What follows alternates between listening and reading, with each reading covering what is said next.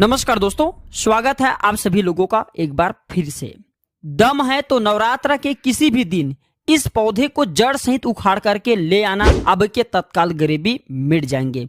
नवरात्रि के पूरे समय को चैतन्य अवस्था कहा जाता है। नवरात्रि के पूरे समय को जागृत अवस्था कहा जाता है। इस समय नव दुर्गा पूर्ण रूप से अपने शक्ति के साथ जागृत अवस्था में होती हैं और नव दुर्गा माता हमारे पृथ्वी लोक पर, इस धरा पर पूर्ण रूप में आती हैं। इसलिए माँ दुर्गा के आने के कारण 9 दिनों तक हर प्रकार के पेड़ पौधे जीव जंतु में जागृत अवस्था होने के कारण, अर्थात माता के आने के कारण ये सब जागृत अवस्था में हो जाते हैं, चैतन्य हो जाते हैं और ये अपना प्रभाव जितने भी पेड़ पौधे हैं, जड़ी बूटी हैं, ये तत्काल दिखाते हैं। पेड़ पौधे में ऊर्जा होती है, इसलिए पेड़ पौधे हमारे लिए परम पूजनीय है। हमारे हिंदू धर्म में हम पेड़ पौधे की पूजा करते हैं। जैसे कि आपने देखा होगा, जो माता बहनें होती हैं वट सावित्री की व्रत रखते हैं और पीपल की पूजा करते हैं, बरगद की पूजा करते हैं।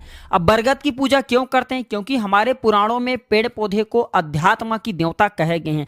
पेड़ पौधे में देवी देवताओं के अंश बसते हैं, देवी देवताओं के प्राण बसते हैं, इसलिए हमें पेड़ पौधे की पूजा करना चाहिए।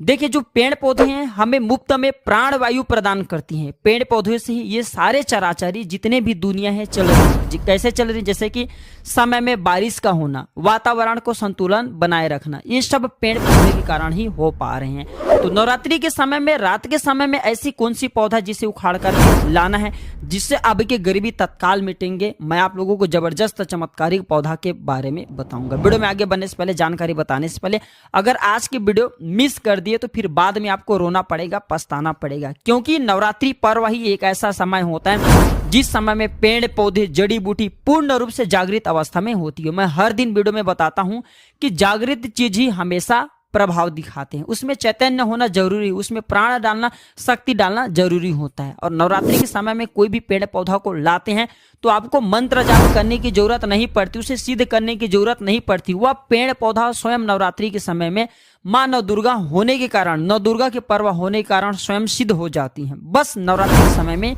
ये पेड़ पौधे को आपको अपने घर में लाना चाहिए। तो कौन सी ऐसे पौधे हैं जिस पौधे को घर में लाने से व्यक्ति की गरीबी मिटती है, दुर्भाग्य दूर होती है? इस वीडियो में मैं आप लोगों को सारे जानकारी विस्तार से बताऊंगा। प्राचीन ज्ञान चैनल का मकसद है जनहित एवं जन कल्याण करना। अगर आप भी माता रानी के सच्चे भक्त हैं तो वीडियो को लाइक कर चैनल को सब्सक्राइब जरूर करना, कमेंट बॉक्स में जय माता दी जरूर लिखना। मैं हर दिन बोलता हूं, प्राचीन ज्ञान चैनल को देख करके, वीडियो को देख करके किसी एक भी व्यक्ति का भला होता है, गरीबी मिटता है, तो हमें भी पुण्य की प्राप्ति होती है। हमारे इस वीडियो में व्यूज आए या ना आए, सब्सक्राइबर बढ़े या ना बढ़े, इससे हमें किसी भी प्रकार का कोई फर्क नहीं पड़ता। अगर हमारे वीडियो को देख करके किसी एक भी गरीब व्यक्ति का, किसी एक भी सज्जन व्यक्ति का, किसी एक भी हमारे परिवार में जुड़े हुए, अर्थात हमारे चैनल में जुड़े हुए भाई बंधुओं का, माता बहनों का भला होता है तो हमें भी काफी अच्छा लगता है, हमें भी पुण्य की प्राप्ति होता है। और सभी दर्शकों को बताना चाहूंगा, प्राचीन ज्ञान एक यूट्यूब चैनल ही नहीं बल्कि एक छोटा सा परिवार है जिसमें आप और मैं सभी सदस्य जुड़े हुए हैं। मैं चाहता हूं कि मेरे इस चैनल में जुड़े हुए सभी सदस्यों को आयुर्वेद की, पेड़ पौधे की, वनस्पति की एवं देवी शक्ति, सभी प्रकार की सिद्धियों की अच्छी तरीके से जानकारी प्राप्त हो। इसलिए मैं आप लोगों को प्राचीन ग्रंथों में जो भी गुण भरी रहस्य जानकारी छुपे होते हैं, गुरु परंपरा से चले आ रहे जो विद्या है, ये सब जानकारी आप सभी दर्शकों को फ्री में सिखाता हूं ताकि आप सभी दर्शकों का कल्याण हो, आप सभी दर्शकों का जो अध्यात्म उन्नति हो। आइए इस वीडियो में जानते हैं कौन सी पौधों को हमें नवरात्रि के समय में लाना चाहिए। प्रथम पौधे हैं सहदेवी। अभी मैं आप लोगों को सहदेवी की जानकारी बता रहा हूं, ध्यान से सुनना। अगर अभी तक वीडियो को लाइक नहीं किए तो वीडियो को लाइक जरूर करना। देखिए, सहदेवी जो है, अगर आपको किसी भी प्रकार के, जैसे कि दैविक और शारीरिक किसी भी प्रकार के कष्ट हैं, आप चाहते हैं इसे तत्काल दूर करना, तो रामबाण से भी अमोघ ये तीव्र रूप से काम करता है सहदेवी का पौधा। दैविक और भौतिक ये सभी प्रकार के कष्टों को तत्काल दूर करती हैं। तंत्र शक्ति एवं, ध्यान से सुनना, तंत्र शक्ति एवं भौतिक सुखों को प्रदान करने के कारण इस पौधे का नाम देवी पद इसे प्राप्त मिला, इसे सहदेवी कहा जाता है। ये सभी वनस्पतियों की देवी हैं, माँ हैं, इसलिए इस पौधे को सहदेवी कहा जाता है। आपको समझ में नहीं आ रहा सहदेवी का पौधा कैसा होता है तो आप हमारे वीडियो को देख लीजिए, इस प्रकार से हमारे वीडियो में देख लीजिए, इसी को बोलते हैं सहदेवी का पौधा। अगर आप गांव में रहते हैं बहुत ही आसानी से इस पौधे को देखने को मिल जाते हैं। शहर में रहते हैं तो कई जगह जो बंजर जमीनें रहती हैं, जहां पे खेती वगैरह नहीं होती, वहां पे ये पौधे बिना उगा ही उग जाते हैं। नवरात्रि में आप कहीं भी ग्रामीण इलाकों में रहते रहते हैं खेती खलियाने में चले जाइए, या फिर जो नहर वगैरह होती हैं या फिर जो नदी के किनारे होती, वहां पे ये पौधे बहुत आसानी से मिल जाते हैं। शहर में रहते हैं फिर भी ये ढूंढने से मिल जाती हैं। नदियों के तट पर भी बिना उगाए उगे होते हैं। तो आइए मैं आप लोगों को इसके लाने के फायदा बताना चाहूंगा और इसे कितना टाइम लाना चाहिए ये भी मैं आप लोगों को बताऊंगा। तो देखिए, हमारे धर्मशास्त्र कहते हैं तुलसी के साथ गमले में इस पौधे को लगाने से, बगल में आप तुलसी के पौधा लगाइए और तुलसी के बगल में गमले के साथ में इस पौधे को लगाइए। और अगर आप तुलसी के साथ इस पौधे को अपने घर में लगा करके पूजा अर्चना करते हैं तो सभी प्रकार के अलौकिक सुखों की प्राप्ति होता है। तुलसी के पौधा के साथ इसे लगा देते हैं तो फिर इसके जो प्रभाव हैं कई गुना बढ़ जाती हैं, क्योंकि इस पौधा को साक्षात माँ दुर्गा की स्वरूप कही जाती है, इसलिए इसे देवी पद प्राप्त है। ये सभी प्रकार की बीमारी को दूर करने में समर्थ है, ये सभी प्रकार के सिद्धियों को देने वाला कहे गए। कभी इसके बारे में मैं आप लोगों को जो पुराणों में जानकारी लिखा है, जैसे कि हमारे वनस्पति शास्त्र इसमें जानकारी लिखी है, हमारे तांत्रिक जो बुक है उसमें जानकारी लिखी है, उसके बारे में मैं आप लोगों को अच्छी सी वीडियो बना करके बता दूंगा। चले मैं आप लोगों को इसका अनगिनत एवं चमत्कारिक प्रयोग बताने की प्रयास करूंगा। तो तकिए के नीचे इसके जड़ को रखने से, बहुत से आप में से लोग बोलते हैं ना गुरुजी हमें नींद नहीं आती, तो तकिए के नीचे इसके जड़ को रखने से गहरी नींद आती है। या फिर तकिए के नीचे इसके पौधे को तकिए के नीचे नहीं, इसको बेड के नीचे इसके पौधे को रखने से आपको बिल्कुल ही गहरी नींद आना शुरू हो जाएंगे। अनिद्रा की बीमारी को दूर करने का ये रामबाण पौधा है। इसे हाथ में रख करके कोई भी मंत्र जपते हैं तो जल्दी सिद्धि की प्राप्ति होती है। यहाँ तक कि भूत भविष्य वर्तमान तक की सिद्धि आप इनसे प्राप्त कर सकते हैं मंत्रों के माध्यम से। इसके जड़ का तिलक लगाने से ये हमारे शरीर में सम्मोहन शक्ति को बढ़ाता है। अगर आप किसी को वशीकरण करना चाहते हैं, अगर आप कोई बड़े पद में हैं, आप चाहते हैं कि सब लोग आपको देख करके मोहित हो जाएं, या फिर आप प्रवचन करते हैं, आप चाहते हैं कि आपकी बात हर कोई सुने, तो इनके तिलक लगा करके आप जो है सभा में जाइए, सभी लोग आपके तरफ मोहित हो जाएंगे, आप ही को देखेंगे, आपके बात को मानेंगे, यानी आपके बंधन में बंध जाएंगे। हमारे धर्मशास्त्र कहते हैं, कौन सी धर्मशास्त्र, जैसे कि वनस्पति शास्त्र है, इसमें लिखे कमर में बांध करके, अगर इसे कमर में बांध लिया जाए लाल कलर की कपड़े में लपेट करके और संबंध बनाया जाए तो ये वीर्य का स्तंभन करता है। तिजोरी में इसके रखने से धन की बढ़ोतरी होता है। कैसा भी कंगाल घर हो, अगर तिजोरी में इसके जड़ को रखा जाए तो ऐसे घर धन दौलत से परिपूर्ण बन जाता है। और आप सभी दर्शकों को बताना चाहूंगा, इस पौधे को घर में लगाने से तंत्र मंत्र शक्ति नहीं लगती, इसके जड़ मुख में रखने से अदृश्य शक्ति दिखाई देती है। आप में से अधिकतर लोग बोलते हैं ना कि गुरुजी हमें अदृश्य शक्ति देखना है, हमें अदृश्य शक्ति किस प्रकार से दिखाई देगा। अदृश्य शक्ति में जैसे कि अलौकिक शक्ति में देवी देवता, भूत प्रेत, पिशाच, निशाचर, कई जो शक्तियां हैं जो कि हम अपने नग्न आंखों से नहीं देख सकते, ये शक्तियां दिखाई देने लगती हैं। तो अगर आप अलौकिक शक्ति के दर्शन करना चाहते हैं, जैसे कि देवी हैं, देवता हैं, गांव में रहते हैं तो जो ग्रामीण के देवी देवता है, शहर में रहते हैं तो वहां पे उपस्थित जो भी भैरव हैं, देवी देवता, उनके दर्शन प्राप्त करना चाहते हैं तो इसके जड़ को मुख में रखने से अदृश्य शक्ति दिखाई देने लगती है। और एक मैं मंत्र बताऊंगा, उस मंत्र से कल की वीडियो में बताऊंगा, उस मंत्र से एक मंत्र आपको जाप करना होता है, इसके जड़ को मुख में रखना होता है तो अदृश्य शक्ति प्रकट होते हैं और जो भी आप बोलोगे वह अदृश्य शक्ति आपको सामग्री ला करके देता है।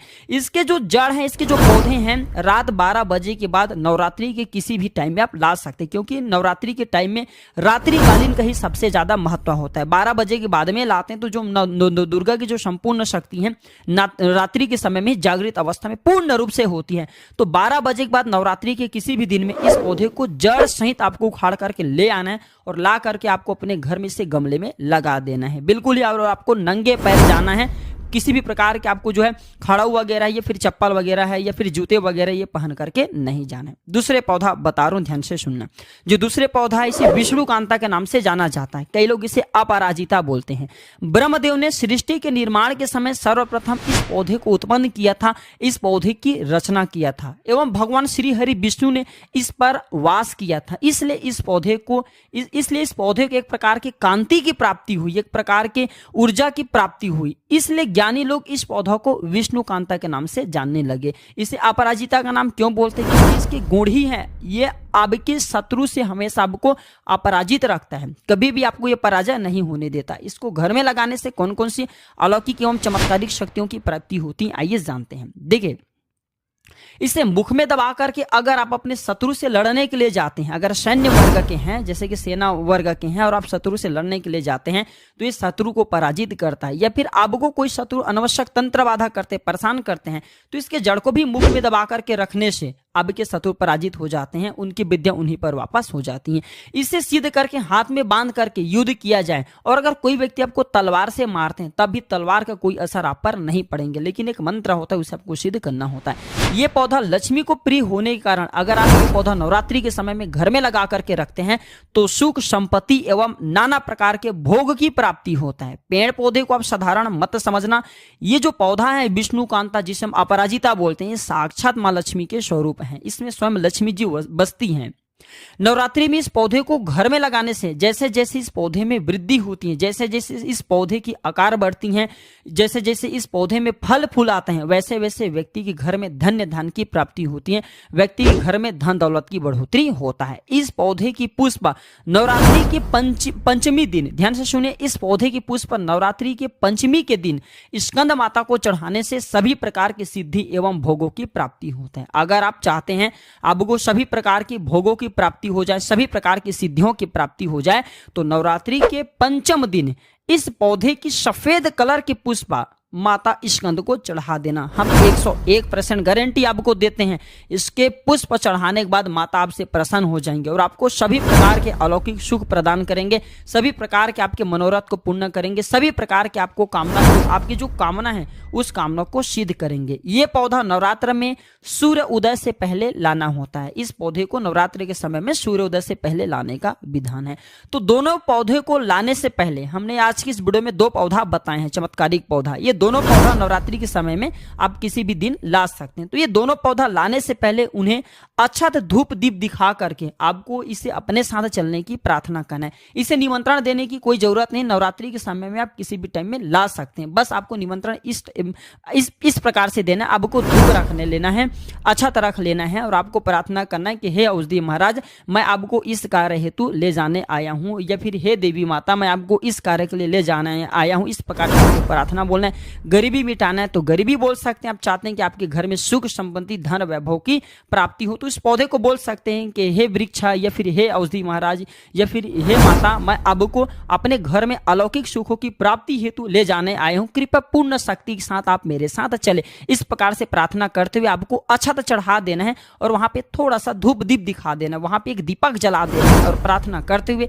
जड़ सहित इस पौधा को उखाड़ करके ले आना है और ला करके आपको दूसरे दिन अपने घर में गमला से लगा लेना। आप यकीनन माने ये पौधे जब तक आपके घर में लगे रहेंगे, आपके घर के वातावरण को शुद्ध रखेंगे, आपके घर में किसी भी प्रकार का तंत्र बाधा नहीं लगेंगे, आपके घर में कुलक्ष्मी कभी भी नहीं आएंगी, आपके घर में दुख तकलीफ एवं बार बार जो बीमारी होते हैं ना घर परिवार के लोगों को, जैसे वास्तु दोष लग जाते हैं, फिर किसी भी प्रकार के दोष लग जाते हैं, तो वो सारे बीमारी, सभी प्रकार के दोषों से आपको बचाए रखने का काम करेंगे। आपके अध्यात्म उन्नति होगा, आपके प्रगति होगा। तो अगर आप भी अपने दुर्भाग्य को सौभाग्य में बदलना चाहते हैं तो नवरात्रि के किसी भी दिन इस दोनों पौधा में से कोई एक पौधा अवश्य ले आइएगा और अपने घर में लगाइएगा। आपके अध्यात्म उन्नति होगा, आपके प्रगति होगा। अगर वीडियो अच्छी लगे तो वीडियो को लाइक कीजिए और इस जानकारी को अपने तक सीमित मत रखना, इसे आगे जरूर शेयर करना। यह जानकारी कैसा लगे हमें कमेंट सेक्शन में जरूर बताना। जानकारी बढ़ाने से जानकारी हमेशा आगे बढ़ता है। हो सकता है आप इस वीडियो को आगे शेयर करें तो किसी के लिए यह जानकारी अमृत के जैसा हो जाए, किसी के दुर्भाग्य को सौभाग्य बदल दे, तो आपको भी पुण्य की प्राप्ति हो। समाज कल्याण हो तो इस वीडियो को आगे जरूर शेयर करना।